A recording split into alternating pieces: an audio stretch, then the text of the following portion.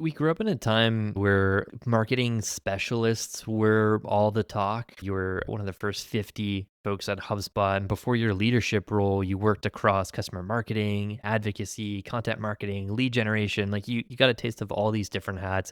You got to specialize in some of these different roles. You've seen the marketing org where the specialists, quote unquote, ruled. Like people weren't like talking about the T-shaped marketer, right? Like everyone loved someone who was an expert in one channel or really deep in one channel. Do you think that we're already in the middle of a transformation where agentic systems are commoditizing channel execution and the breadth of the lifecycle pro is kind of their superpower and their ability to future proof their career? Yes, I think there will be a handful of specialist roles that and individuals in those specialist roles that are gonna need to do some soul searching and some seeking because I think there's gonna be a lot of change. Because think about what is an agent? A specialist often is a Hmm. specialist role very frequently. Yeah. And so, I think and that's a great thing, just to be clear, that's a great thing. That's one of the pieces that allows agents to be autonomous and serve needs and drive the outcomes we want, so that's a great thing. Then take specialist humans. Well, will specialist humans work with specialist agents? I don't know. I think there will be some of the roles, the specialist roles that I think will need to change or evolve, or the folks in those roles will need to change and evolve. One is the channel specialist. I get really curious. I mean, think about it. Like, let's take good old, ooh, I'm going to be careful. I love you, paid marketers. I love you, performance marketers. Uh, let's take that role.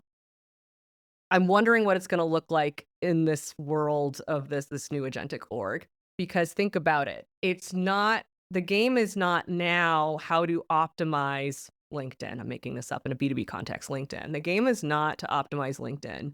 It's to say Phil is going to get communication on LinkedIn only in these circumstances, only when he is in this cycle of his buyer's journey, only when he needs this offer, only that. So LinkedIn is like the last piece of the I'm thinking of it as a one-to-one marketing context, a one-to-one marketing puzzle.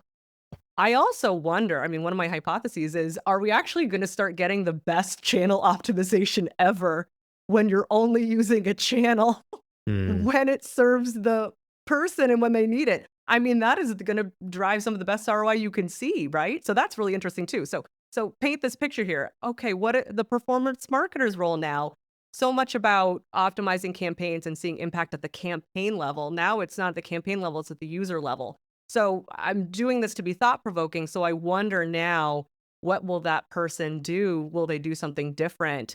Will they lean into a different skill set they have? Maybe again, the strategic side of them, perhaps to think more holistically in a campaign orchestration standpoint, agnostic to the channel or tool that is seeing it through.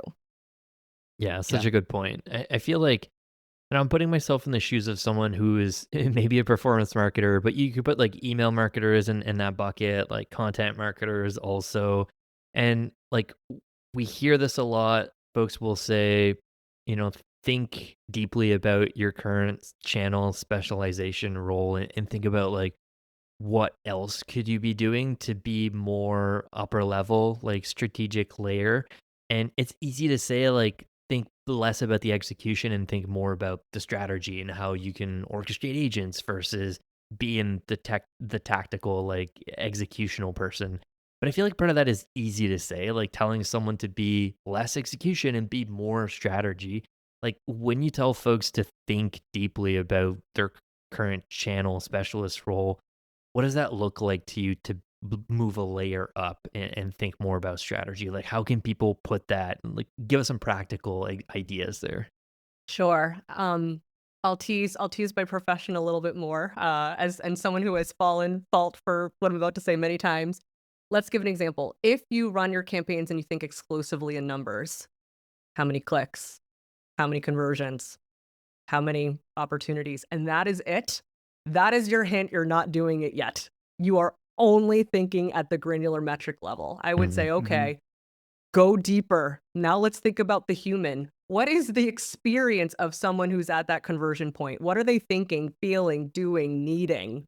Uh, Starting to flex that thinking is going to be a good first step. You're getting to the human side of it versus just the conversion, the click. And I have been there. I've said, "Ooh, I'm so proud, 100,000 visits, hooray."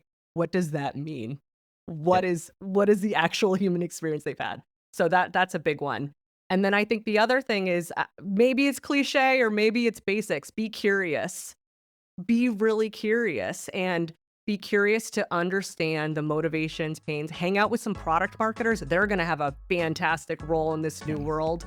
Hang out with your product marketers, the ones that are often so customer obsessed from that perspective. They know their personas well. Hang out with them and start blending that thinking into the world of your campaign execution. That's another side.